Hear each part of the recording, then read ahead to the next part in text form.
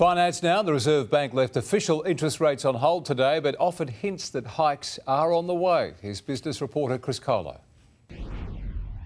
The Reserve Bank sent a gentle but clear message today.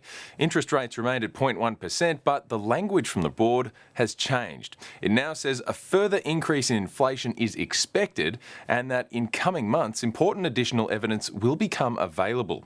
It also stops saying it's prepared to be patient. So the door now looks wide open for the first rate hikes in almost 12 years. Economists at this stage are pointing to June. Turning to share markets, and it was all about Twitter last night.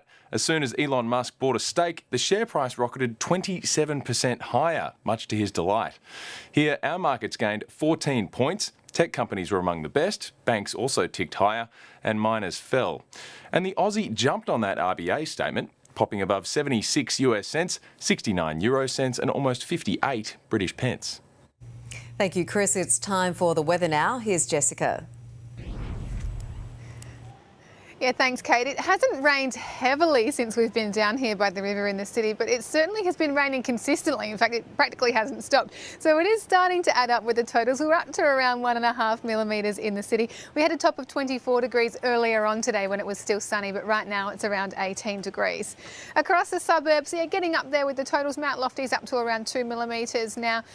Most areas are seeing something. Temperature-wise, it was warm earlier on this morning, even a little muggy too. It was 25 degrees at Elizabeth, but of course cooling off when that cloud cover came in this afternoon.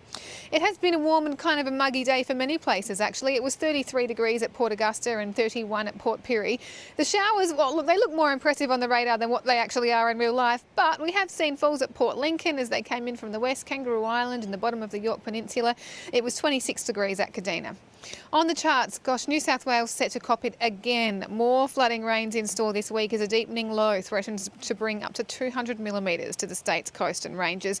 It all starts tomorrow in Sydney before really ramping up on Wednesday. Further north, we're just watching the development of tropical cyclone Philly in the Coral Sea, but that should remain well east of the mainland. And now all of this rain does clear up pretty quickly across SA, only the slight chance of a morning sprinkle left over for Clare and Maitland with temperatures in the low 20s there.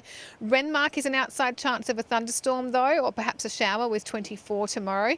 And from Murray Bridge through to about Narracourt, any showers that we do see, if they do happen, should clear up by the afternoon. We've got 21 degrees on the cards for Mount Gambier. Winds on local waters lifting a little further tomorrow, south to southeasterlies up to around 20 knots and seas to 1.5 metres.